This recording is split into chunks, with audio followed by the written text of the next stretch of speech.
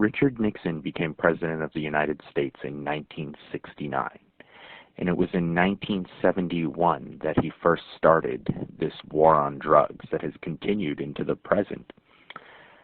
He declared drugs to be the #1 enemy of the United States, and he increased the size and presence of multiple drug agencies at that time. Now, many people saw that as a targeting of the poor and people of color. This attitude towards the war on drugs continued into the Reagan administration. It was part of this get tough on crime attitude that started sweeping through the United States.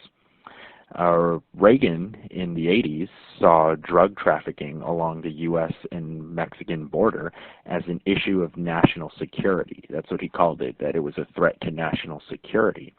And as president in 1986, he signed into law the Immigration Reform and Control Act, which was aimed at curtailing the drug trafficking along the border between the U.S. and Mexico. And it was through that act that first led to, what we know today as the militarization of the border. Now, there was a prevailing attitude in the United States that also continues today, that where a lot of people link crime with immigration. And that has played a role in, the further militarization of the border, which started, in the 80s under Reagan. And continuing on into the present now, you have the border agents using drones and other military equipment in terms of weapons and vehicles to patrol the border, to the point where it almost looks like a small army. And that's, one of the main issues facing the discussion of immigration today, which is this militarization of the border and what that means for people coming across that border, those seeking a better life coming into the U.S., where it's almost like they're encountering an army.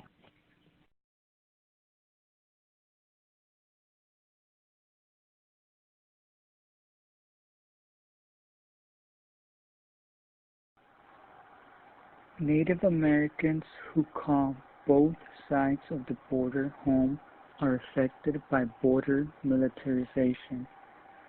A few of the examples are harassment. They are not allowed to go about their daily lives because they are always questioned about their legal status. They are often stopped by Border Patrol to see if they are carrying undocumented residents or illegal drugs. To them, it feels like someone is breaking into their house and messing with their freedom. Another example is they feel invaded. In the open land where natives can cross from the U.S. to Mexico, there is a lot of tension because it is the only area where there is no fence. There is a lot of robberies, thus resulting in the natives having to defend themselves. This results in a more aggressive approach from the drug cartels, thus also a more aggressive approach from the Border Patrol agents.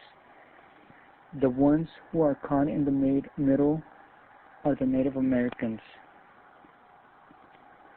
Another example is there is no understanding of their culture. There is resentment because of a clash of cultures. The Border Patrol agents that are assigned to patrol the area near the reservations do not understand their culture. Their way of life has been compromised. They are forced to accept standards that are lower than they would have desired. Another example is tribes oppose the construction of a border wall.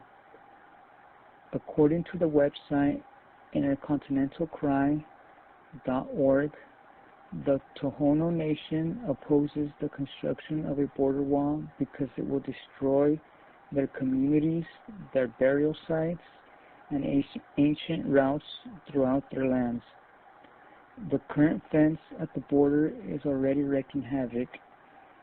It is severely affecting the animals such as mountain lions. They are going into areas where people live because of the wall.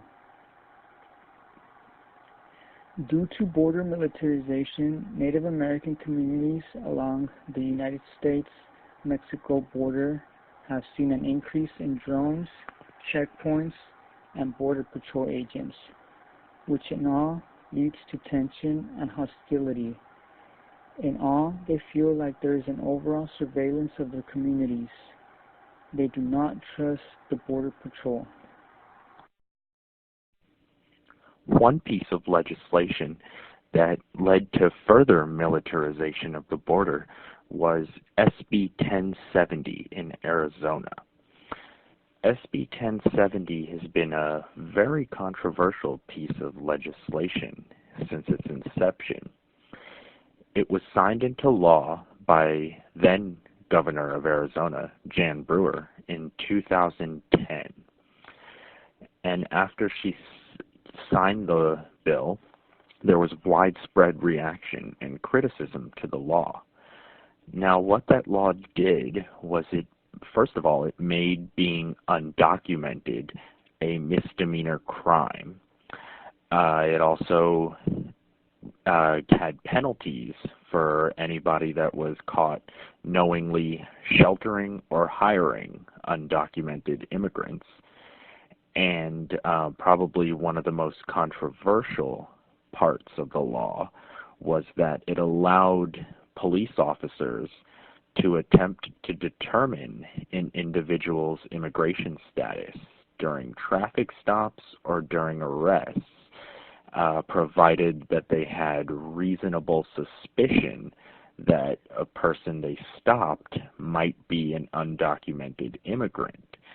And so that's just kind of a little gray area as to how could they determine whether or not somebody was an immigrant. What kind of reasonable suspicion would they have to have? And that was the one part of the law that a lot of people pointed to. Critics said that it would only encourage racial profiling.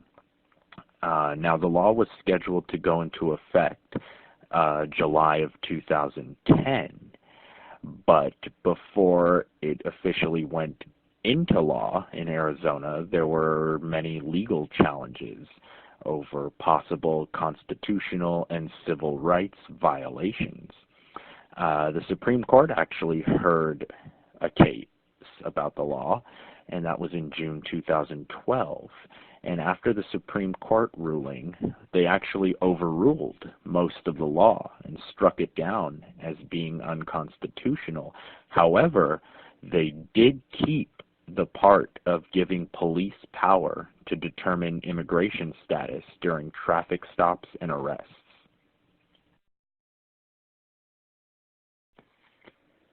Prevention through deterrence results in an increase in law enforcement resources at the border. Border security is another word for border militarization. Big corporations that were benefiting and profiting from the Iraqi and Afghanistan wars are now benefiting and profiting off of immigration policies, because they want to get contracts to build walls, fencing, surveillance, and build military vehicles. To them, this is just a business. According to the website immigration.procon.org, the presence of the National Guard or any military troops on the U.S.-Mexico border will serve as an internal occupation army and will increase the fear, terror, repression, and violence in the impoverished border region. In other words, border militarization will do more harm than good.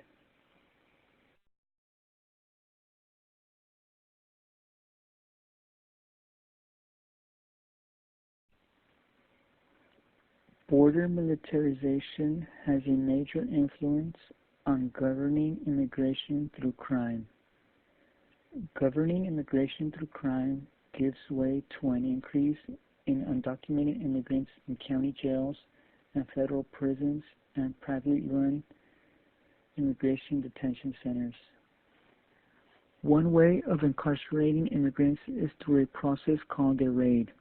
According to part 2 of our book, In Governing Migrant Illegality, a raid is a practice whereby immigration authorities, sometimes with the help of other police agencies, descend en masse on homes, places of work, and other places with the sole purpose of apprehending individuals believed to be in the country illegally. Furthermore, the raid is a practice that seeks to securitize the nation through the abjection and exclusion of individuals and populations deemed threatening to the social body. Although the raid is set up to target known fugitives or people with a criminal record, a lot of the time the agency operating the raid may arrest anyone else who is in the country illegally, thus resulting in incarcerating non-fugitives or people without a criminal record. Furthermore, Immigration and Customs Enforcement, most commonly known as ICE, is supposed to prioritize targeting immigrants who pose a danger to national security or risk public safety. Yet the majority of those apprehended by ICE are not people who pose a serious threat to society. They are not serial killers, they are not rapists, they are not drug dealers, they do not bring crime. The majority of them are individuals who have committed a minor infraction such as speeding, driving without a license, and sometimes even just jaywalking. Also, in many cases, ICE programs are more likely a trap for immigrants who are never convicted of any crime but merely arrested or stopped by law enforcement officers. This leads the way for private prison sectors because they favor strict immigration laws because they will profit from incarcerating non-U.S. citizens, which means that they will make more money if they have more individuals incarcerated. To them, they are just a number signifying dollar signs. They profit like a hotel would profit. The more occupants that go in, the more money they will make.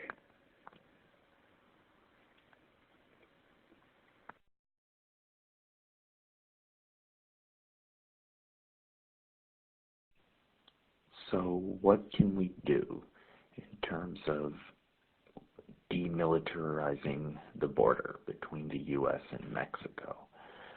Well, one thing that we can do in order to work towards that is to stop thinking about immigration in binary terms and to stop criminalization of immigrants, to stop this whole get tough on crime attitude and really, work towards viewing immigration not in terms of criminalization. Another thing we can do is, I'm sure it's pretty common knowledge how Donald Trump has made immigration a big issue, a big part of his campaign. And so one of the things we can do is encourage people to go out and vote this November and to make sure that they support candidates who have a favorable record and a favorable view on immigration. In other words, somebody that's not Donald Trump.